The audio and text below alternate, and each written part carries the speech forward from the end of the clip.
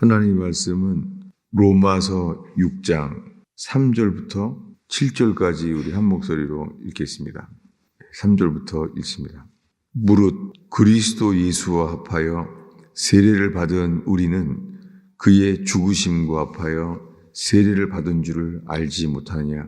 그러므로 우리가 그의 죽으심과 합하여 세례를 받음으로 그와 함께 장사되었나니 이는 아버지의 영광으로 말미암아 그리스도를 죽은 자 가운데서 살리심과 같이 우리로 또한 새 생명 가운데서 행하게 하려 함이라. 만일 우리가 그의 죽으심과 같은 모양으로 연합한 자가 되었으면 또한 그의 부활과 같은 모양으로 연합한 자가 되리라. 우리가 알거니와 우리의 옛사람이 예수와 함께 십자가에 못 박힌 것은 죄의 몸이 죽어 다시는 우리가 죄에게 종노릇하지 아니하려 함이니 이는 죽은 자가 죄에서 벗어나 의롭다 하심을 얻었습니다. 아멘. 로마서에서는 하나님의 의가 나타났어요. 복음에는 하나님의 의가 나타났어요. 죄인인 우리에게 하나님의 의가 나타난 것은 우리에게 소망입니다. 그래서 사도 바울은 말합니다. 오직 의인은 믿음으로 말미암아 살리라. 여러분, 우리가 사는 길은 이 믿음이에요. 이 믿음은 예수 그리스도께 대한 연합된 믿음입니다. 우리 스스로가 믿습니다 하는 것이 아니라 대상이 예수님이에요. 예수님은 믿음의 주요 온전케 하시는 그분 자신입니다. 그래서 구원받는 믿음은 그분만을 바라보는 것이죠.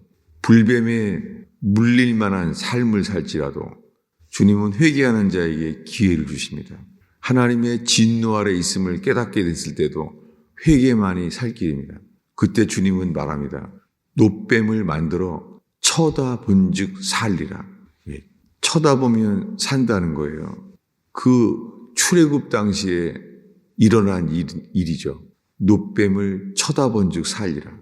그런데 이 일이 몇천 년 뒤에 예수님이 십자가에 죽었을 때 놀랍게 그 일이 일어나요.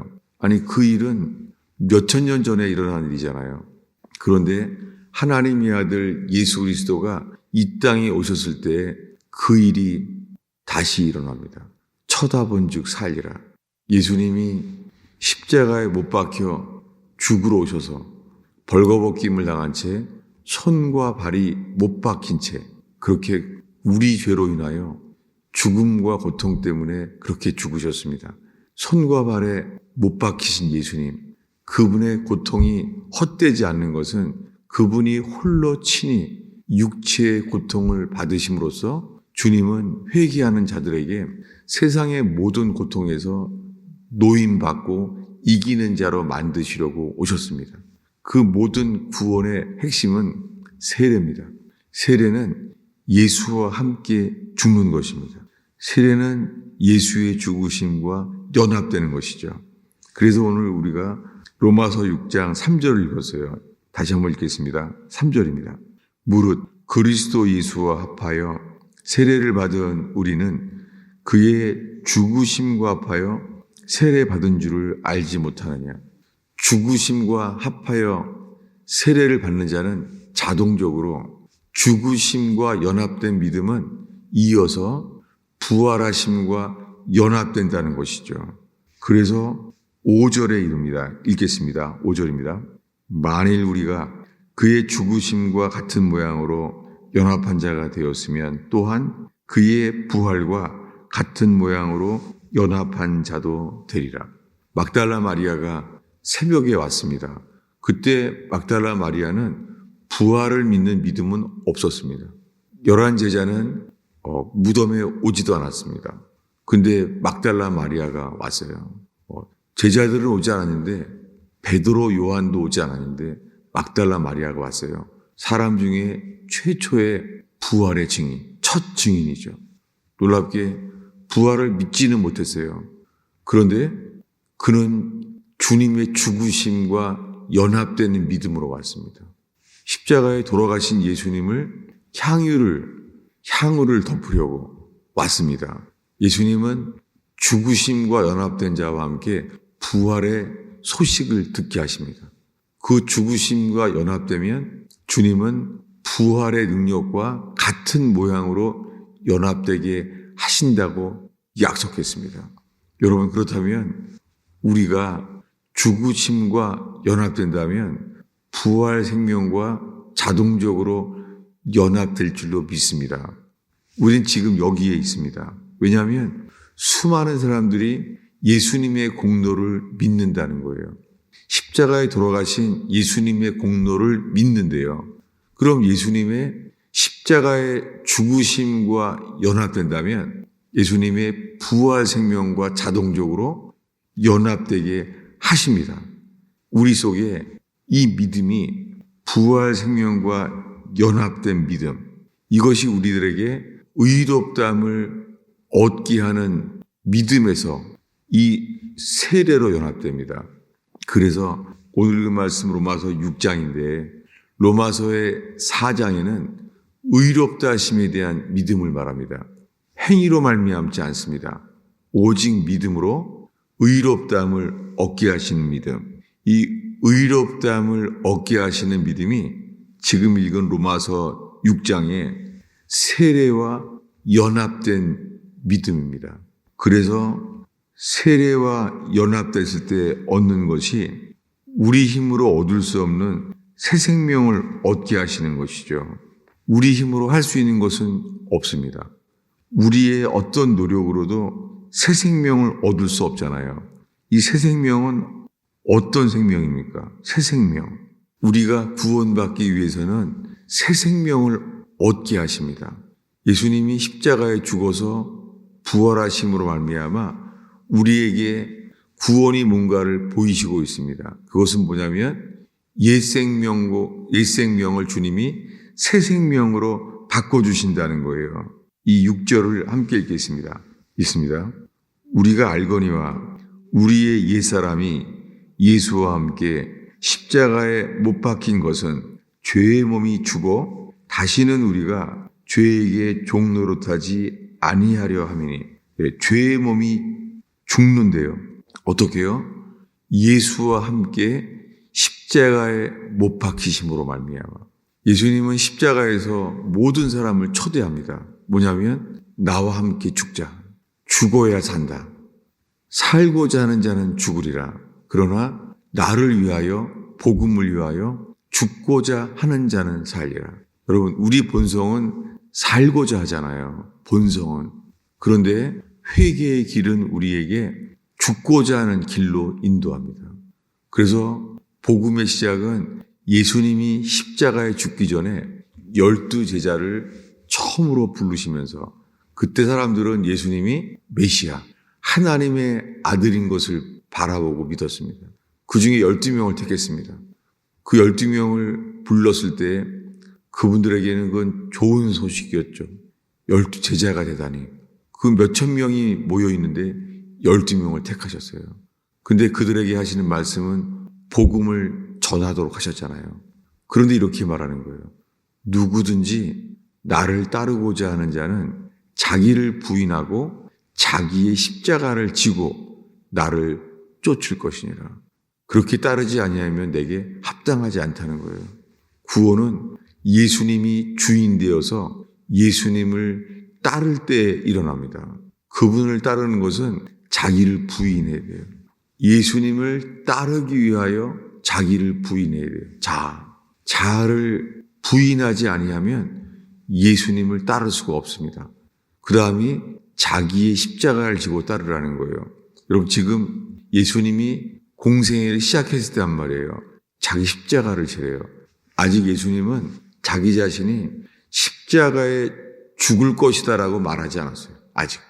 그 12제자를 부르자마자 하신 말씀이 누구든지 나를 따르고자 하는 자는 자기를 부인하고 자기 십자가를 지고 따르라는 거예요. 여러분, 우리가 자신의 십자가, 우리 자신의 십자가는 뭐예요? 성경에 십자가라는 것은 사형이잖아요. 이 극악한 사형수만 십자가에 죽잖아요.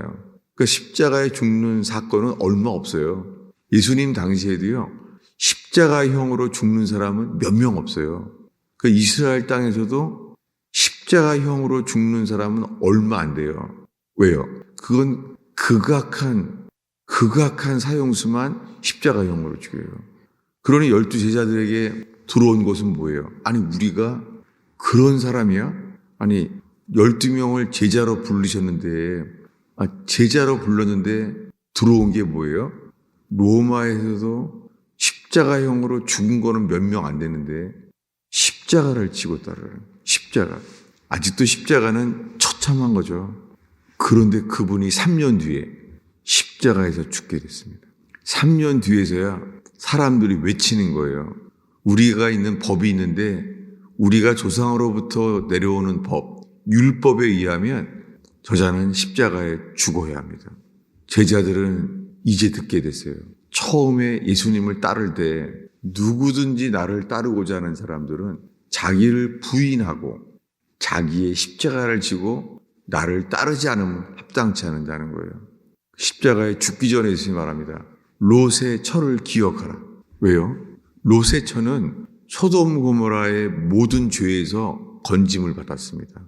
천사들의 도움으로 소돔 고모라를 나오게 했습니다. 그런데요, 그 죄에서, 소돔 고모라의 죄에서 구별된 삶을 살았는데 그들의 문제는 자기를 부인하지 못했습니다. 자기를 부인한다는 것은 뒤돌아보지 말고 머물지 말고 계속하라는 거예요. 소돔성에서 소알성까지 뒤돌아보지 않고 머물지 않고 계속하라는 거예요. 근데 주님은 소금 기둥으로 만들었습니다. 소금 기둥이 우리에게 주는 메시지는 죄에서 노임을 받았는데 자기를 부인하지 못한 사람, 이 롯의 처의 이야기입니다.